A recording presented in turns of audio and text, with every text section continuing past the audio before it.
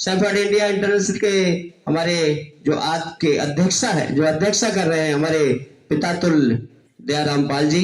साथियों, समय तो बहुत हो गया है, आप लोगों को भी चुके हैं, और जब भी अध्यक्ष किसी को बनाया जाता है तो सबसे बड़ा पिछाड़ी पछाड़ी उसको बोलने का मौका मिलता है जब लोग भागने लगते हैं। ये प्रकृति का नियम है और ये समाज का, देश का, पार्टी का भी नियम है। फिलहाल 2-3 बात कह करके मैं अपने आप विराम दे दूंगा। आप लोग अपने अपने घर जाइएगा, मुझे भी बहुत जाना है, मेरी तबीयत भी ठीक नहीं है। अभी जितने लोगों ने आपके सामने बात किया है, सुझाव दिया है, उसका मैं तहे दिल से समर्थन करता हूँ, और उसको मिला करके मैं 2-3 बात कहना चाहूंगा कि इस पृथ्वी पर वीर भोग्या वसुंधरा, पृथ्वी का भोग वही कर सकता है जिसके हाथ में ताकत हो। अभी पूजा ने एक बात कही है ना कि ताकत अगर न हो तो सब बेकार है। एक बात और मैं कहना चाहूंगा कि अभी ये खड़े हैं, क्या नाम इनका है, अरे नहीं भाई कहाँ गए, अरे अशोक पाल, मुझे याद है जब पूजा बोल रही थी तो मुझे वो दिन याद आ रहा था। मैं बैठा था, धूप घोर ले रहा था 3 बजे कैसे विश्वासखंड मकान पर, और शाम का समय हो गया था, दिन डूबने वाला था। इन्होंने कहा कि बाबूजी मैं आप अध्यक्ष हो, एक चीज मैं मांग रहा हूँ। और पूजा के जो हस्बैंड थे राजू पाल भी साथ में इनके थे। हमने कहा कौन?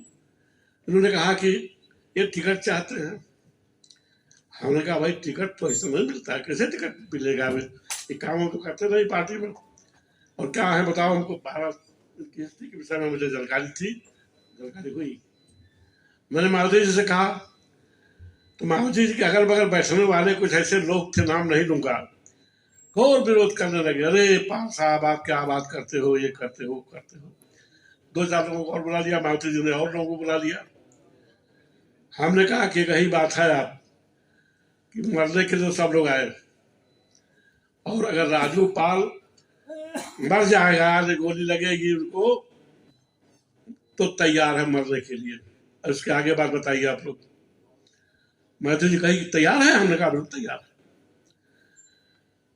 बोलो जी, बोलो बोलो बोलो बोलो बोलो।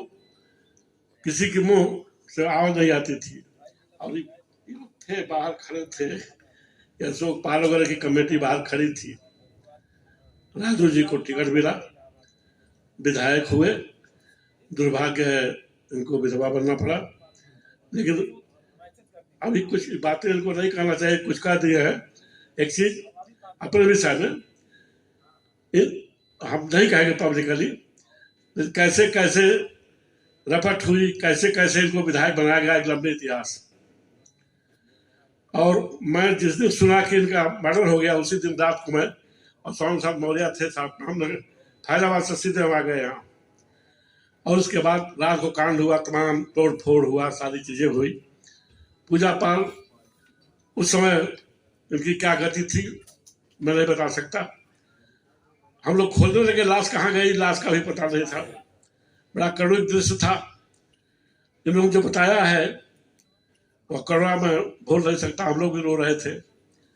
घटनाएं हुई, अभी कुछ हुआ भी नहीं, तब तक घटना हो गई, सारी चीजें हो गया, और आदमी मर था और क्या जो संदेश देकर गया कि वीर हो गया वसुंधरा, इस पृथ्वी में वही रह सकता है जो वीर हो।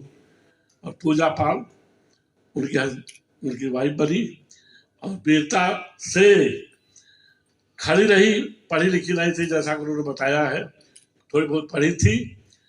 वीरता से इन्होंने जो कुछ किया है, 3 दफा विधायक हुई। इनको मैं मुबारकबाद देता हूँ, धन्यवाद देता हूँ। दूसरी बात मैं कहना चाहूँगा कि हम तो भेड़ चराते थे। हमारे 2 भाई थे, एक सिंह हमारे थे चीता, लेकिन बहुत बड़ी भेड़ें थी, मैं भी चराता था। हमारे घर जब पंडित जी लोग और जो सन्यासी लोग आते थे, हमारी माँ पूछती थी, जब ब्राह्मणों के लड़कों को देखते थे हाथ तो कहते थे कि राजा बनेगा। मेरा हाथ देखते थे तो कहते थे कि भेड़ चराएगा, कम्बल बोनेगा, पहलवानी करेगा। तो मैं उनको एक पंडित को मैं मार दिया। हमने कहा कि सब लोग राजा बनेंगे और मैं सारा भेड़ी चलाऊंगा, अब ना मैं भेज चलाऊंगा। पिता जी लगे कहना, हमारी बहन कहने लगी कि भगवान लिखता हूँ, भगवान को बहुत गाली दिया। और उसके बाद दूसरे दिन से मैं पढ़ने गया, कैसे कैसे बड़ी लंबी हिस्ट्री रही। और गाँव के मल्लाहों को, चमारों को लोग बांध करके मारते थे। मैं अपने माँ से पूछा कि माँ, ये मारते छुड़ाता कौन है? माँ ने कहा कि छुड़ाता है काले काले लोग पहले रहते हैं, वही छुड़ा देते हैं कचहरी से। हमने कहा मैं वही बनूंगा, पहले इन सबको छोड़ूंगा, अन्याय हो रहा मैं बर्दाश्त नहीं करूंगा। मैं कसम खा लिया, सौगंध खा लिया। मैं 1 2 3 पढ़ता रहा, 5 तक पढ़ता रहा, 10 तक। मैं श्मशान घाट की लकड़ी जला करके इंटरमीडिएट किया। उसके बाद कोई साधन नहीं था, भेड़ थी, पैसा था। गांव में पंचायत हुई कि गडरिया का लड़का बीए करने जा रहा है। गांव के भूमिहार कर 150 घर भूमिहार इकट्ठा हो गए।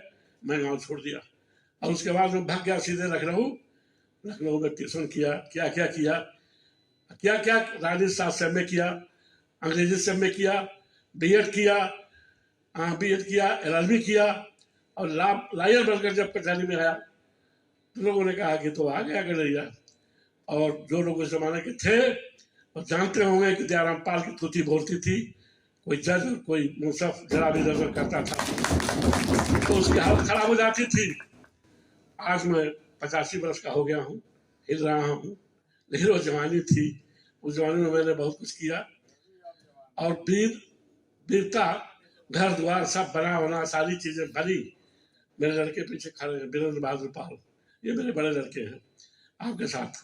दूसरे लड़के हमारे काले जो देख रहे हैं वो भी LLB हैं। तीसरे लड़के हैं कृष्ण कन्हैया पाल, समाजवादी पार्टी के राष्ट्रीय अधिवक्ता महासभा के अध्यक्ष लखनऊ में। बाकी लोग लड़के MBBS कर रहे हैं, इनके लड़के भी LLB कर लिए हैं। मेरे कहने का मतलब कि जब शुरुआती दौर में जब संघर्ष नहीं करोगे आप तो आगे नहीं बढ़ सकते।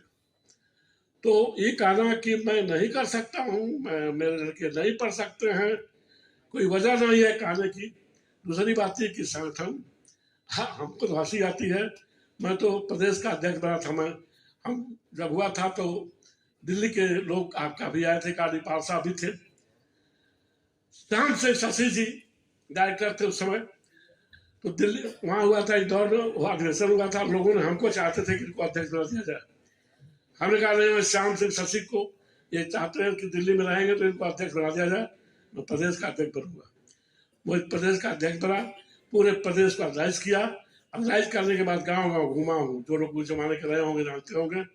गांव गांव में संगठन बना दिया, हल्ला होने लगा। दयाराम पाल, काशीराम जी को पता चला तो लोगों ने चिट्ठी लिखा और सीधे सीधे उस समय पूना में थे, पूना से भाग करके आए आजमगढ़। मेरी हालत देखे कर रही तो बहुत धक्का का आदमी है, तो उन्होंने मुझे टिकट भी दिया। दुर्भाग्य से 27 वर्ष में चुनाव हारा। उसके बाद उन्होंने कहा आप लड़ना नहीं है। 17 मर्डर भी हुए, उधर से भी हुए, इधर से भी हुए। उसके बाद